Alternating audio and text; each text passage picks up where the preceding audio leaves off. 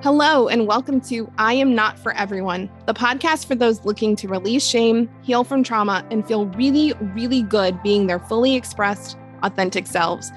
My name's Dr. Lee, and I am a doctorally prepared nurse practitioner and a certified clinical trauma professional, as well as a mom, wife, and a human being navigating the world with complex PTSD. Season 1 of this podcast came about because I was tired of spending decades living in a shame-filled, trauma-laden body and brain. And after doing a lot of work and learning how to return to a safe, grounded place in my life, I knew it was time for me to take my experience in education and use my voice to unsilence myself, to release the leftover shame, and to give others permission to do the same. On Season 2 of this podcast, I'm going to be sharing my experience in education. But even more importantly, I'm going to be bringing on some incredible guests who are going to unsilence themselves. They're going to share their own stories of trauma, shame, and their journeys to healing, resiliency, and self-acceptance. While I believe these episodes will be deeply impactful, I do want to add a disclaimer that we're going to be talking about some potentially triggering topics. So please take the invitation to pause or skip or fast forward on any episode, and to treat yourself gracefully and kindly after each time that you listen. Let's dive in.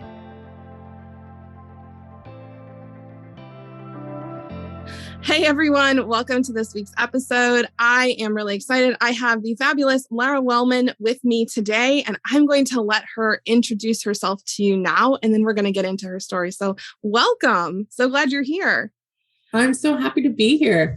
And hi, I'm Lara Wellman. I am a business coach. I work with small business owners and help them figure out how to make more money and love their life more and their business. And I have ADHD, which is something I talk about a lot. I have 3 kids. I have a lot going on in my life. And so I know how overwhelming life can get and how hard it can feel to sort of feel like your ducks are in a row and know what to do next and not feel like everything is overwhelming all of the time. And I like to help people based on, what I've learned for myself and the other learning strategies I've learned as a coach, figure out how to step forward without feeling like things suck all of the time and that you're totally capable of making things work. Wow. Yeah. So I live with 3 humans in my home who have ADHD, and I am so excited that you're going to talk about this because I have seen, just watching their journeys, the amount of shame that can get tied up in that, especially if you are somebody who got diagnosed later in life or someone who has some significant just differences in how you show up compared to, and I even hate to I don't think the word normal gets to get used here. I think a lot of people do that where they compare the ADHD to normal. And I think it's all like a spectrum and we all show up in different ways. But I would love to hear your story of how ADHD, was a thing that caused shame to begin with and how you really transitioned through that and got to this place of owning it. Yeah. I was diagnosed later. I was 40 when I was diagnosed. Wow. And the reason that I ended up getting diagnosed was because at the time my 6-year-old got diagnosed, and during a conversation with the psychologist about him, we sort of veered off a little bit. And she, for some reason, said to me, one of the most common things that undiagnosed adults with ADHD think about themselves is that they're lazy. And I was like, oh, what? Tell me more. Because I walked around with the badge of lazy on my shirt my whole life. I'm just lazy. That's just who I am. I'm lazy. And I would tell people that. People were like, what are you talking about, Lara? You've started multiple businesses. You've run conferences. You do so much. I'm like, no. You don't understand though. I'm lazy. And it's because there are a lot of times when I can't do the things I thought I was supposed to do. And I get really tired and I need to just kind of shut down and escape for a while. And so I really thought I didn't do being a grown-up and an adult and a responsible person properly. And so I called that being lazy. And over time, and it's one of the reasons that when I saw, this conversation shame topic, I was like, yeah, we can talk about that so much, because what happened is, as I started to discover more about myself, I realized how much shame I carried about everything that I thought I wasn't doing right based on the world was shame. And in fact, when you said what's normal, I don't know that there is a lot that's normal, but there's certainly a lot that society has told us is normal, which is two different things. Yes. Love that. And when we don't live up to the expectations that we think we're supposed to, for some of us, we just internalize that. And women in particular internalize that. So the very first book that I read about ADHD in women, before I even had my formal diagnosis, was called The Queen of Distraction. And basically the whole thing was about how much shame you feel about how messy your house is, or how you can't, you let food go bad in your fridge because you forget it's there, like all of these things, and how guilty and shameful you feel about it. And I was like, this is me. It's all about me. And it's because I always thought I had to do it the right way, instead of starting to figure out what I could do for me. And the emotional load of the shame is just as hard as the other parts, right? If not more. So if you can start to let go of some of that part, the rest is still a pain. I'm not going to lie, right? Like figuring it out and staying organized and all the strategies. But without the shame of having done it wrong all the time, you can get to the next thing a lot more easily. Okay. So I want to reflect back on a couple of things you said here. So the first one is that as a mom of kids with ADHD, I have there's a lot of literature on the fact that we've missed a lot of adults in the Gen X, older millennial generation that had ADHD, because they were intelligent and they had really good coping strategies. And so they are coming in to have their kids be diagnosed and getting diagnosed themselves. So if you are hearing that and going that's actually one of the most common times that women get diagnosed, is when they have kids and then bring them in. And the other thing I want to just connect here is there's a huge population of people who come in for ADHD evaluation as they get older. And what we find is that they actually have trauma. They actually have complex PTSD or delayed PTSD. And the presentations can be so similar. And so one of the things that we're actually starting to do in the medical profession or in the mental health profession is to do trauma surveys for people who are older who come in for an ADHD diagnosis or for an anxiety diagnosis, because we're finding that the same thing, it's different structural changes in the brain, but the same result occurs, that the prefrontal cortex, or the part of our brain where we can think about our own thinking, isn't working the way that it typically does in the average brain. And so when I learned that, I was like, wow, that's so interesting. Because I got evaluated for ADHD. I was like, I think that's what this is. And they were like, nope, you don't have it. And then about 6 months later, they're like, but you do have complex PTSD. And I was like, oh, this makes so much sense. And so tying this to the last thing you said, there is so much shame around that though in our society. And like you said, there's not a normal per se. There isn't actually a quote unquote normal brain, right? There's this spectrum of, okay, 70% of people have this, 30% of people have this. And society very much likes to put things in categories of normal and not normal. So even though we're really operating on this spectrum, for most of us, it feels like you're either in the in crowd or in the out crowd. And it sounds like you definitely felt like you were in that out crowd. Yeah. I mean, and the more and more people I talk to, I feel like almost everybody did feel that way. So who was it working for? Which is, with 3 kids and going through the school system right now. And realizing just how much school didn't work for me and how school isn't working for them. And then just instead of being like, we got to shove you in and make it work. Like I've got one kid who's going to homeschooling now because you know what, like maybe that just doesn't work for you. Not everybody needs the same thing. Not every way of doing things works for every person. And instead of trying to fix people so that they can all fit into those categories, like let's just find the right one for them. And that's true in school, it's true in home, it's true in business and career, all of those things.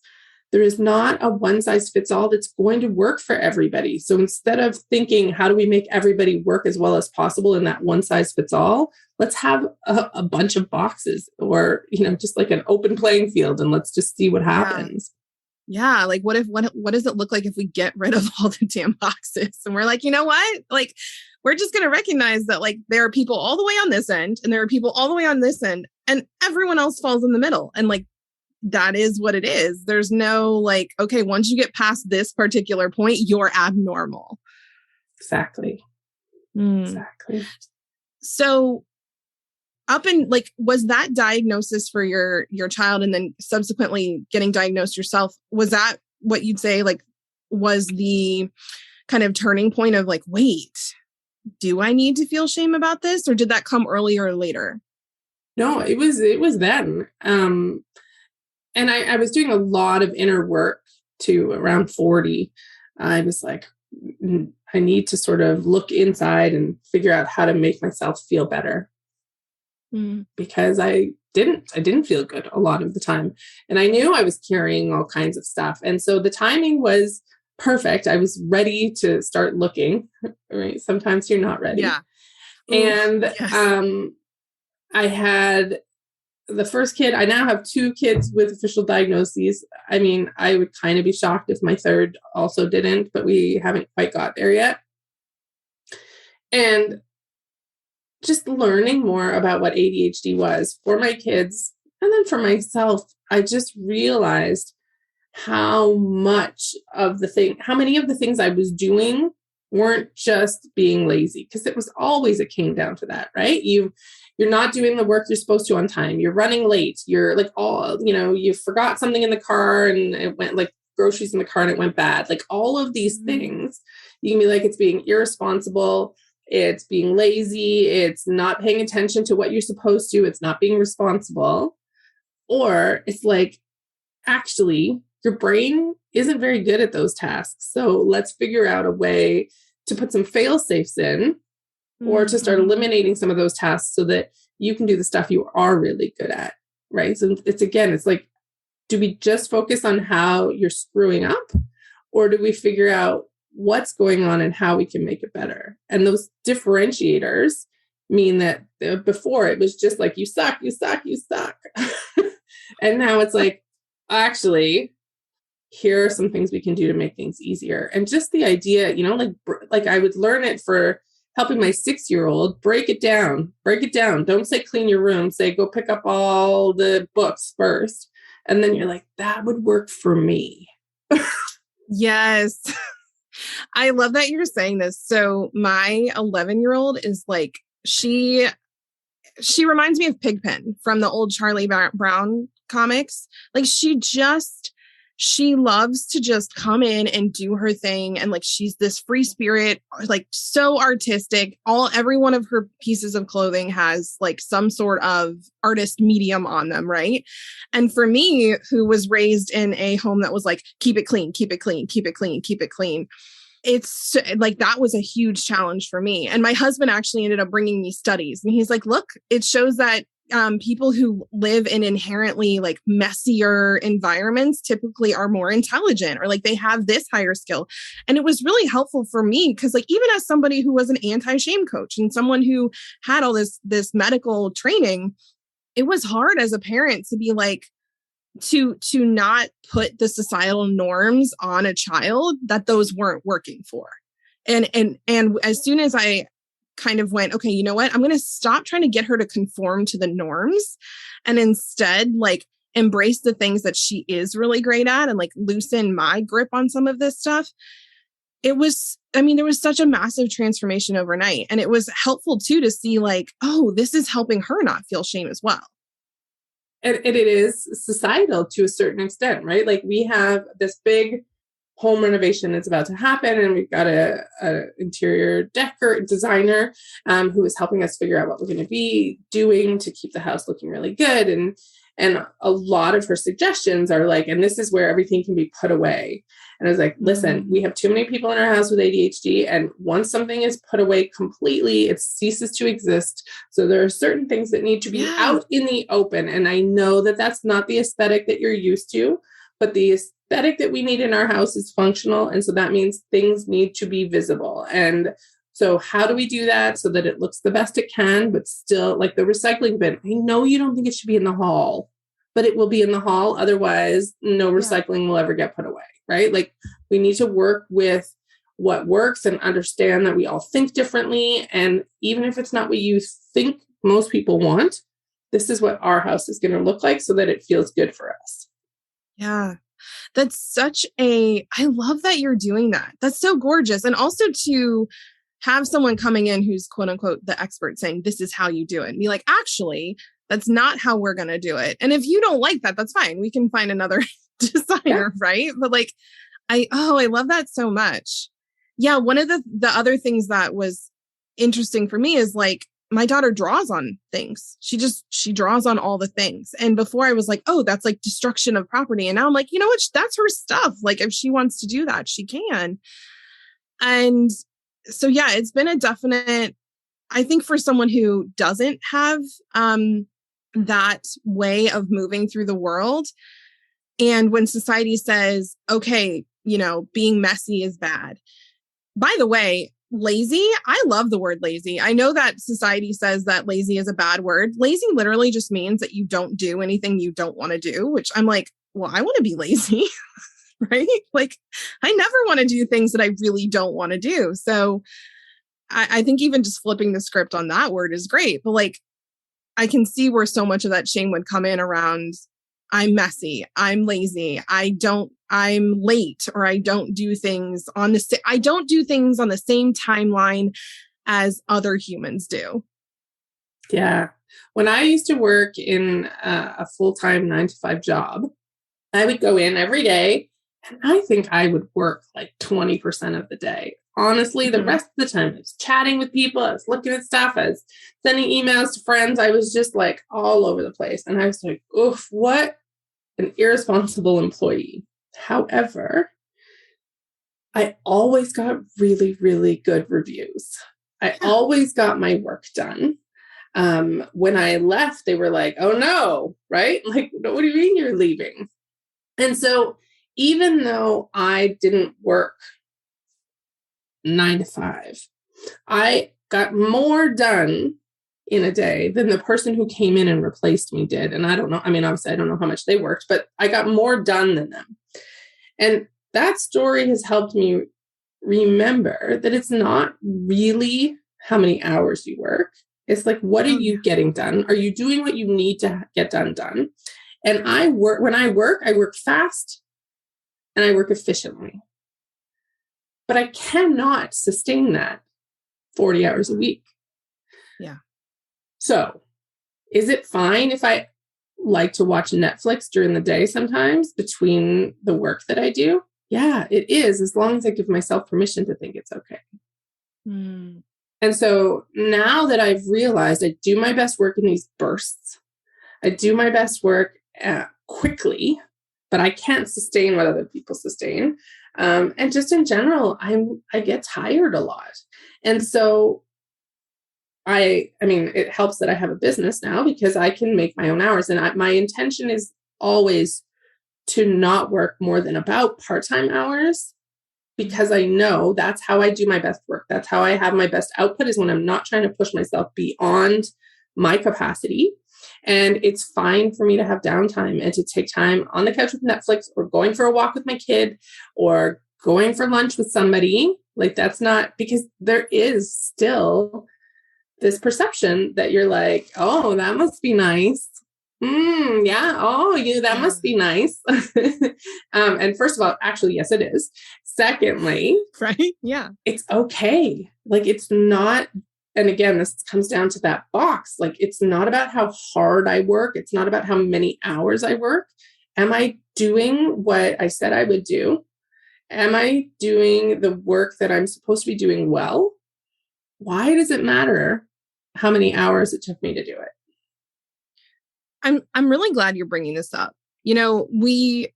I think from a societal standpoint, it's actually a term that I coined about a year ago, toxic productivity syndrome, where it's basically like you have an overwhelming feeling of guilt, blame, anxiety, shame around the fact that you just are constantly putting your own needs above the work, right? Like that we feel compelled to place productivity over rest, rejuvenation, pleasure.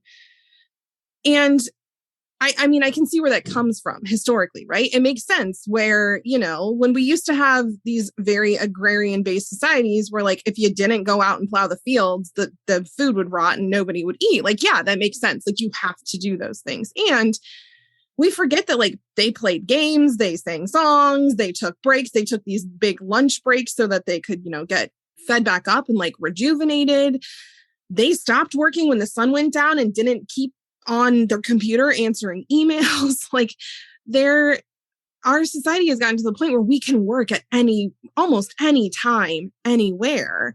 And so there aren't those like stop moments now where it's like, okay, we're done. And so you're right. And especially if you're somebody who likes to work in short bursts or you're like, you know what, I can get everything done in 4 hours. There's this huge external push and this shame around, oh, but like, if you can get that much done in 4 hours, imagine what you could get done in 8. Right.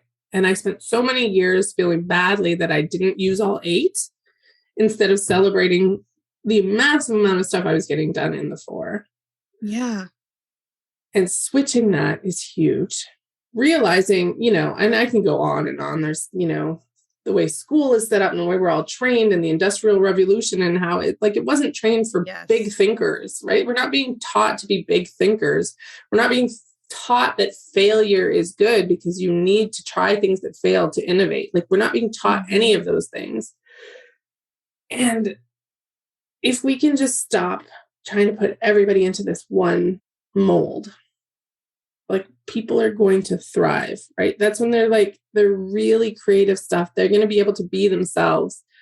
And that's where the magic comes out. And we've so I have 3 kids. They're all completely different, right? Like I have one who is always worried about living up to the expectations of the world. I have one who is super social and always about being creative and singing and being with people. And I have one who is just like knows his own mind and will do what he wants and does not care if you don't agree with him. Does not care. Might have the same 3 kids. I was like, yes. Interesting. And but that's it, right? They're all so different. And it feels like an experiment right in my own house, right? And 2 of them are twins. So they grew up in exactly the same time. Oh, you do have yeah. Right? I was like, this is trippy, yes. And you get to see, it doesn't matter. They were obviously because sometimes you'll hear, well, kids are parented differently because you're at different stages of your life. But with twins, you're like, no, they were at the same time. Yeah. They're just so different. They got different experiences and we're having different experiences. But my point here is when you can see this thing with 3 kids, completely different, they need to be parented differently. We need to interact with them differently. They need to be stimulated differently. Obviously, there's no one way. Yeah. And understanding how to help them has helped me understand how to help myself. And then, as a business coach, I'm talking to people all the time, and most of them aren't ADHD diagnosed anyway. Some of them are like, am I? Maybe.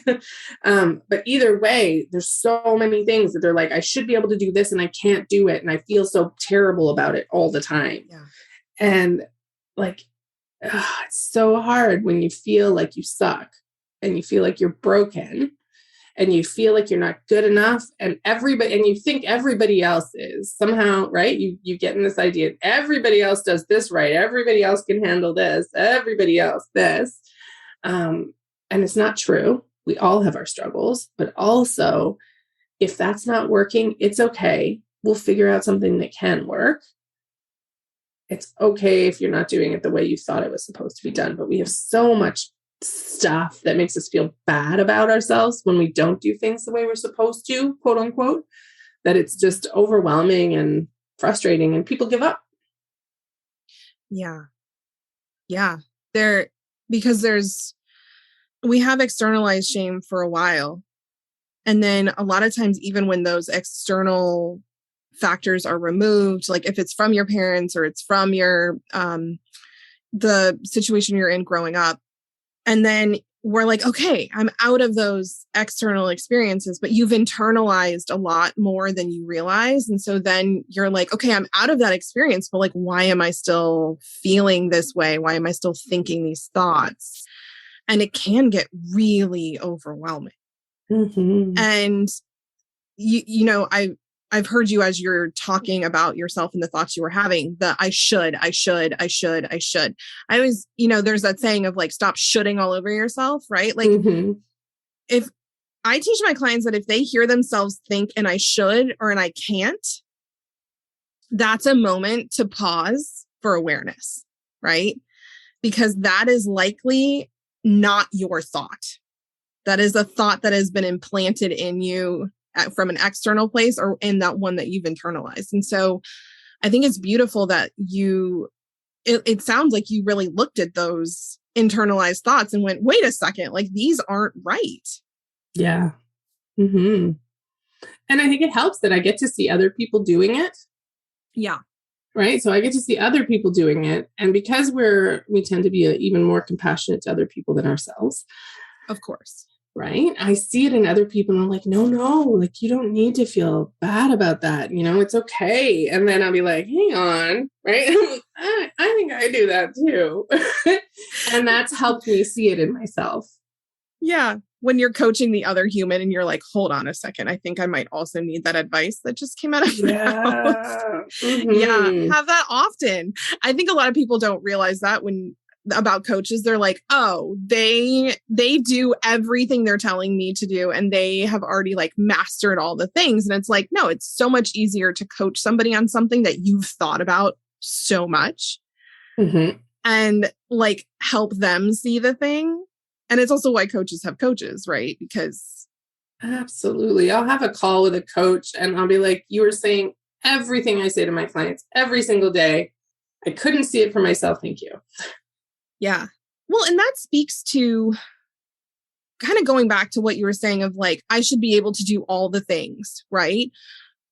And the breakdown of communal living over the last several hundred years, you know, where we're now in these like small nuclear families where that family is expected to do everything. And each individual member of that family is oftentimes expected to be able to do all the things. And like, that's just not how it works. And when we used to live in these more communal settings, like we knew, you know, X person like really struggled with this thing. And so we're going to have to pick up the piece here so that they don't have to worry about that because it doesn't serve the community to put that on their plate. Right. And now it's like, no, you as the mom or you as the parent or you as the worker, all of this is yours. It doesn't matter if you're good at it or not, figure it out. And that's a really hard place to put people in. It's the same in school, right? You have to get A's in all of these subjects in order to have a good GPA, in order to be able to go to college, and in order to be able to get a job, and in order to be able to do all these things. Well, if I'm really like crappy at math, should there be a place that I can work that all of my talent and skill can be utilized, and then someone else can do the math for me? Yeah. And that's how I operate my business, right? There are things that either I just don't do because I'm not very good at them, right? So or I struggle with them. So to give you a couple of examples, before I was a business coach, what I did was social media consulting, right? My background's in marketing and communications. And so people would hire me to do strategies, which included like a paper report. People would hire me to create content for them, write articles, all of that kind of stuff. I was good at it. But the part where it came to the like writing the thing to submit by the date was torturous. I could do it. I could do it well.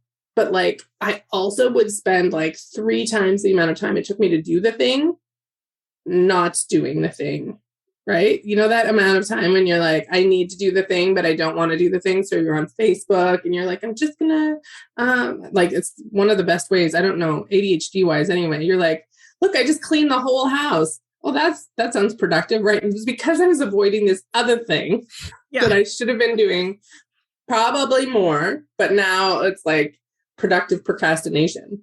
And so I just stopped doing work like that required me to do those things that I always ended up feeling about, right? I was like, I hate it. I hate it. I hate it. Okay, like don't do it then. Yeah. So now I do other work and I have an assistant, and like whenever I think I'm going to forget a thing, I'm going to put off a thing, like part of her job is every week to be like, these are the things you said you wanted to do. Are you still going to do them? Do you want me to do them? Because she knows me well and I know me well enough to know that I need as I, have called her my professional nagger, but like that's part of her job is to keep reminding me about the things that I would probably like to forget. And that's okay.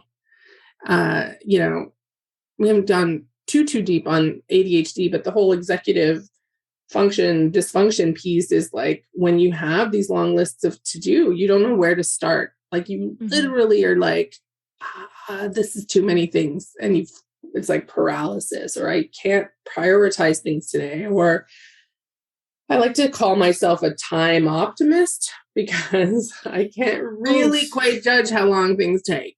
And I usually think it's going to take me like a quarter of the time it will. That just hit so deep. I was like, yep. Feel that. Yeah. So like understanding these things, and instead of being like, I just need to stop doing that. Right. Just like your shoulds I just need to do this. Like that's a warning phrase too. I just need to stop doing that. I just need to start doing the thing. Like instead of just like banging into a brick wall and over again, hoping that you're going to like get through it, like back up and be like, where's the door? Can somebody hand me a ladder to get through this window? Like, what is a different way to do this instead of just plowing to something that's not working and feeling terrible that other people know how to get through the wall? Yeah. Ooh. Yeah.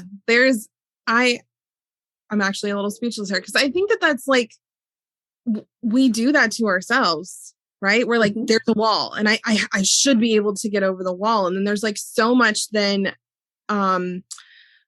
past painful learning of like, oh my gosh, like there's 27 walls in my past and I haven't been able to get over. And so I'm bringing all those forward too. And so now I'm just shaming myself about this wall and all the other walls. And like when your brain is using so much energy around that, it can't actually like figure out, like you just said, okay, but is there a ladder? Can I just walk around the wall? Right. And is this the wall that I even want to break through? Because I think that's a big piece. Because so many times the reason why you're not breaking through the wall is because you don't actually care what's on the other side. Yeah. Are you picking your own path in the first place? Or are you just walking down this path you think somebody else told you was yours? Yeah. And taking the time to stop and ask yourself that and be okay with not doing the things the way you thought they were supposed to happen. And that didn't mean you failed or that you're broken. It's just that you're choosing something different. That's so empowering. But I say it like it's no big deal, right? I say it like, oh, just don't worry about it. It's not that easy. I understand that. But it's starting to accept that that's possible and starting to take steps to allow yourself to do things differently. Like it's incredible when you stop beating yourself up for everything. When you stop thinking, I just have to keep going. I just have to keep going. I just is another one. Yes. When I hear myself going, and I'm like, hold please. Mm-hmm. The amount of mental real estate that we're using right now is not being allocated in a way that's serving us. Because I hear that all the time. I just need to do it. Like, okay, but you've quote unquote just needed to do it for like a year. Like, why is now going to be different? I just need to. And that's that feeling of I'm doing it wrong. I'm screwing it up. If I could just get my act together, things would be better. And not allowing yourself to look for a different answer. Yeah. The parallels between ADHD and brains that have gone through significant trauma to me are just so it is so pardon the pun, but like it's so mind-blowing. Mm-hmm. It's so mind-blowing how similar they can look and where shame comes in so much around both.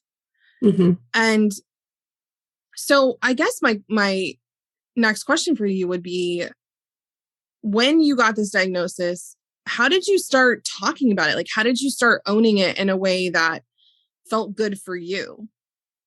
I think, because I've had a lot of people tell me I'm so brave for talking about this as much as I do. For some reason, it never felt brave. It was right away. It was like, oh, now I understand. I wish all of you understood, right? Like, it's not like it lifted so much of the shame immediately to see, wow, it's not that I suck. Yeah. It's like literally my brain doesn't work well for the thing you've been asking me to do. Literally. And the ADHD brain, it like I'm going to say some things without being super, super knowledgeable in terms of studies, but like the ADHD brain develops differently. Yeah. Up until the age of 25, like it is less mature. Like there are all kinds of things. So when you look at all the way and the ADHD brain and traditional school do not go well together. I will. No. So you think about all the years that we spent, especially, like as a Gen X person, like even now things are better than they were then. Grew up just feeling like nothing I do fits into how it's supposed to be. And then somebody says to you, well, it's because, it wasn't built for you. It's because you're trying to be something your brain wasn't meant to do. It's because you've actually got these things going on. And that actually kind of explains all these other things you've done really well. Yeah. I was able to feel freed by that. And for some reason, I know some people see a stigma around an ADHD diagnosis, and I didn't have that for whatever reason, because I know other people have come to me and said, my kid just got diagnosed with ADHD. And because of all the things you and I had already talked about, it didn't feel as badly as I knew I would have about that diagnosis, because I knew from your point of view, it's not this, game changer. Things are going to be terrible his whole life now. So I didn't have that stigma around ADHD. So I was able to just see it as a gift, as a place for me to learn about myself and do things more easily without the stress that I always had around everything. And because I felt about it that way, and because I already had, a platform, so to speak, I just started talking about it. I love what you're saying, because I hear this from a lot of people that I interview. It's a common thread of like, the second I had this make sense for me, I wanted it to make sense for other people too. Mm-hmm. Right? I was actually doing some reading around ADHD a few days ago, the neuroscience of ADHD. And I was just, they've discovered so much over the last 5 to 10 years from when I was in school and we learned, an hour on it in a 3-year program, which is interesting because 5% of all the patients I saw had it. I'm like, that's a pretty significant amount of patients. I feel like maybe it would have been helpful to know that 1 in 20 of the people walking in had this. But like your brain connections, literally, they don't connect in the same way. Your receptors are lower in some areas. The way that your brain uses dopamine, which is one of the like reward things, and norepinephrine, which helps with motivation. And parts of your brain growing up are actually smaller, literally, until you get to that age 25, where we see those changes start to flatten off compared to non-ADHD brains.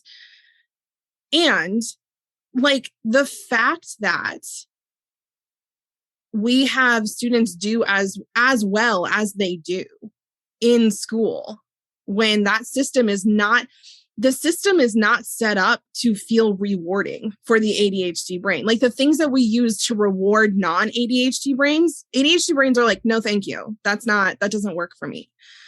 And when I was reading that, I was like, oh my goodness, like like you said about the whole school system, like we need to really start looking at this.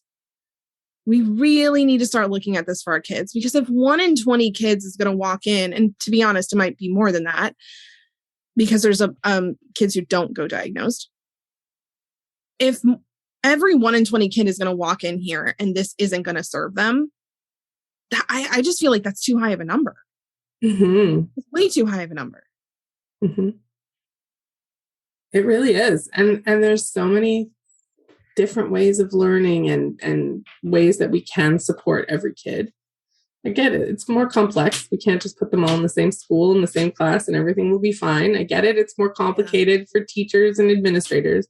But there are a lot of kids who are pretty miserable. And, you know, the kid who's being homeschooled now, I will always remember the day that he said, like, I just can't pay attention to the teacher. Mm-hmm. It feels like they're talking like Charlie Brown. Yes. And I said, well, that's okay.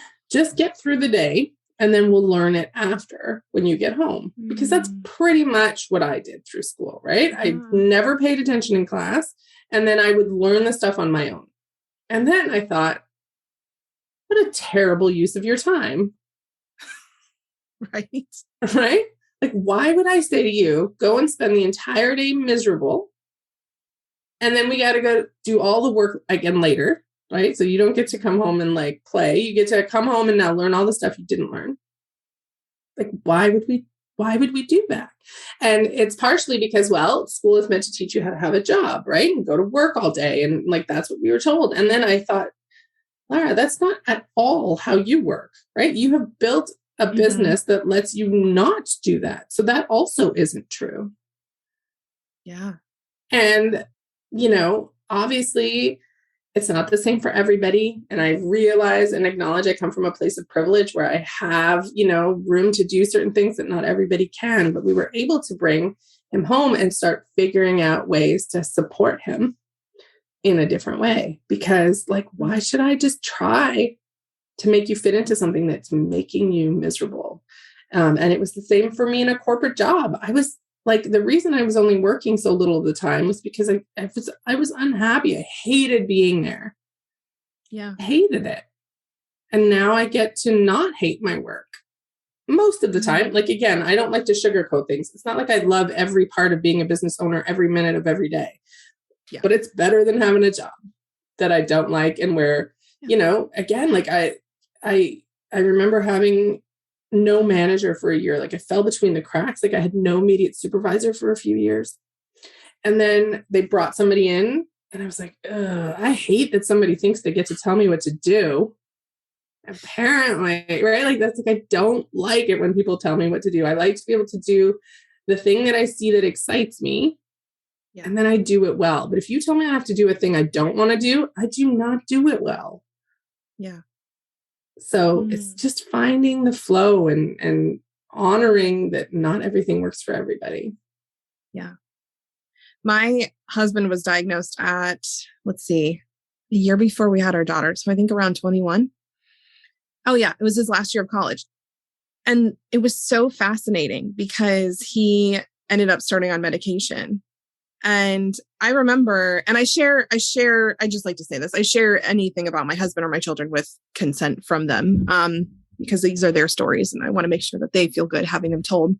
But he was like, can you imagine what I would have done in the last 4 years if I had known that this was a thing and that there was something that could help me do this better? And I remember there was some shame for him of oh my gosh, and I was like, but here's the thing is, let's just look at the fact that you went to a top university and managed to get decent grades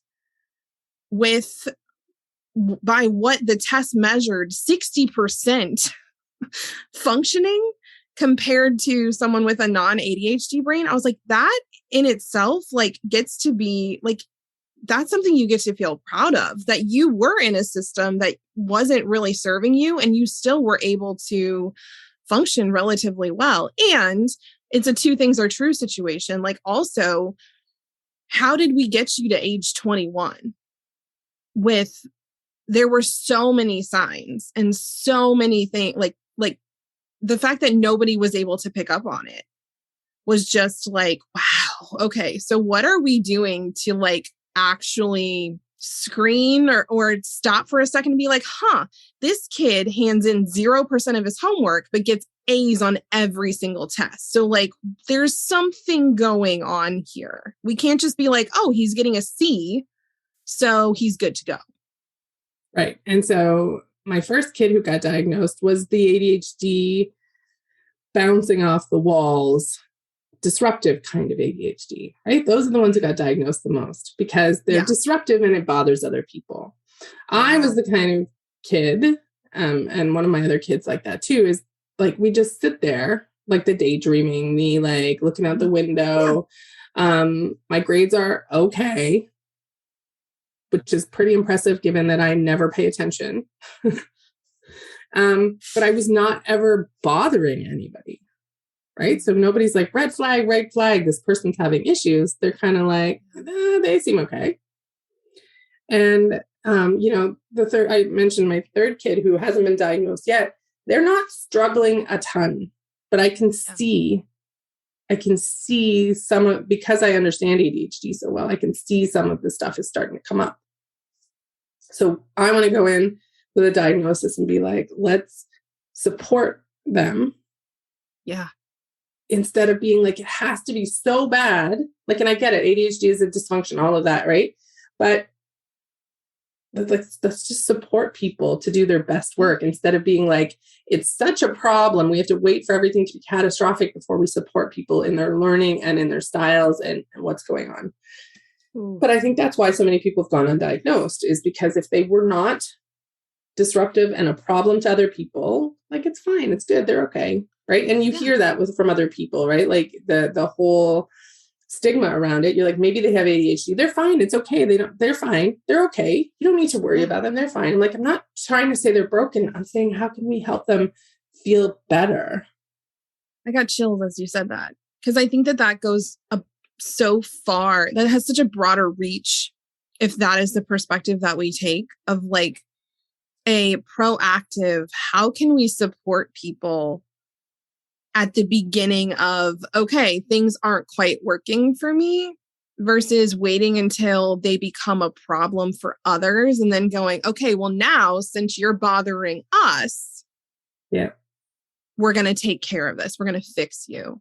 I mean, I think that extends into mental health issues, right?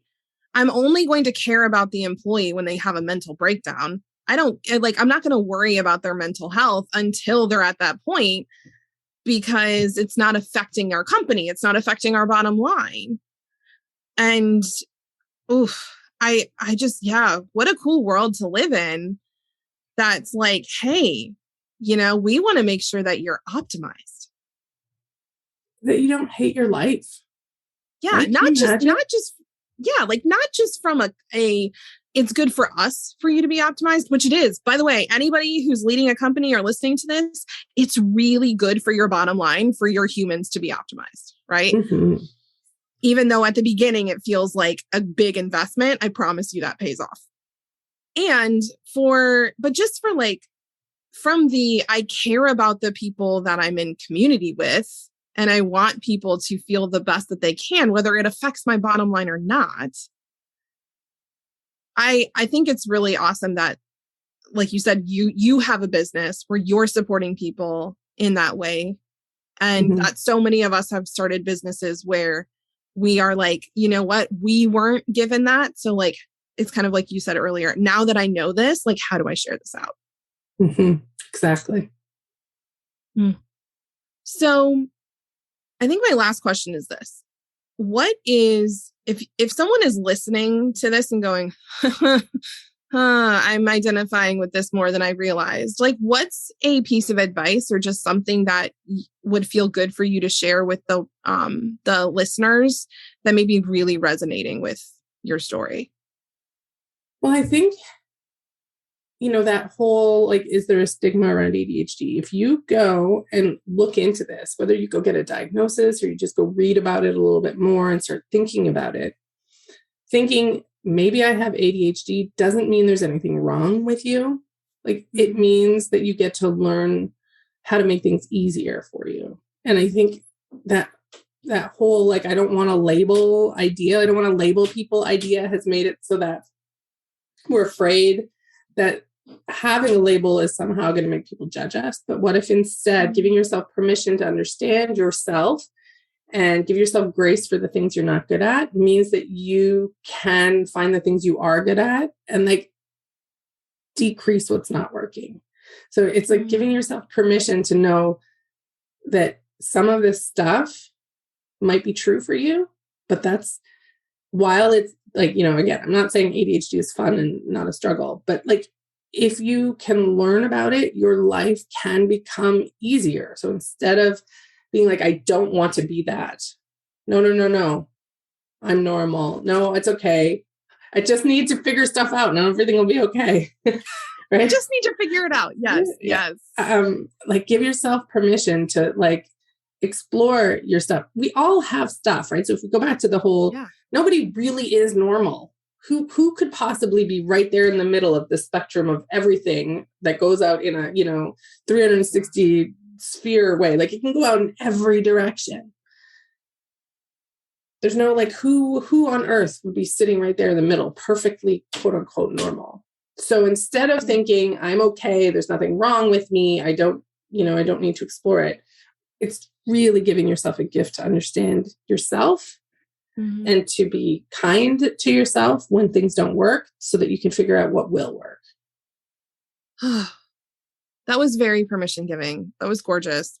What I hear is like, you're allowed to be optimized for you.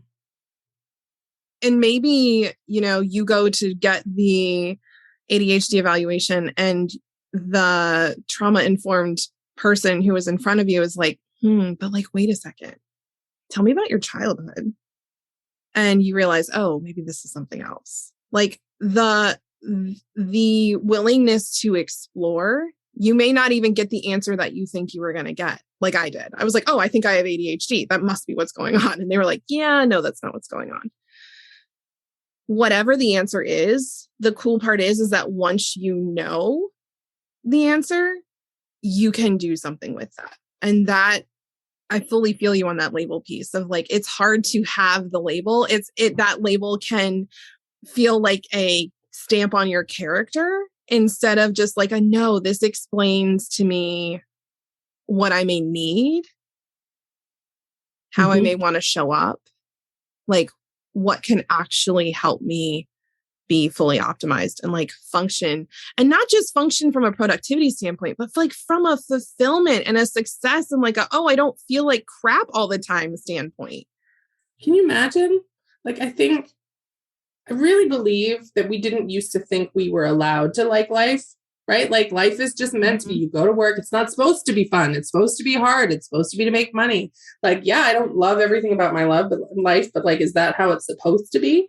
And like, what if we could not hate just getting through day to day? And that's what understanding ourselves, changing the way things work, not being so stuck on the rules, that all helps. And I think we're living in a fascinating age where people are starting to look at it. I mean, because more and more people are getting diagnosed with ADHD, but also autism and all kinds of other things, who were able to function, but like also still always kind of felt like things weren't working. So like, because they weren't the extremes. So let's like go and let ourselves figure out what's going on with us and make it better. Thank you so much. I have enjoyed this conversation immensely. So many good pieces of wisdom and nuggets in there. Where can people find you if they want to connect with you further, if they are interested in potentially working with you? Yeah. So my business URL is thebiz.studio. And that's where my business coaching is, but you can look up the Biz Studio on Facebook too, on Instagram. I'm in all the places. I have ADHD. I like to be in lots of places and do lots of micro things. So come find me, come hang out with me. I'd love that. Awesome. Okay. We'll make sure we put that in the show notes too for everyone so that they can easy click. So thank you again so much for joining me. To our listeners, thank you for listening. We will see you next week. Thank y'all so much for taking time out of your busy day to listen to our episode. If it resonated with you, we'd absolutely love it if you'd give us a rating in the App Store or if you'd share the episode with a friend or two. And if you're looking for even more resources, community, and education around what it means to be trauma-informed and to live a psychologically safe life, we would absolutely love to have you join us in our free Facebook community, Becoming Trauma Informed. You can find the information in the show notes, and we're so excited to welcome you into our community.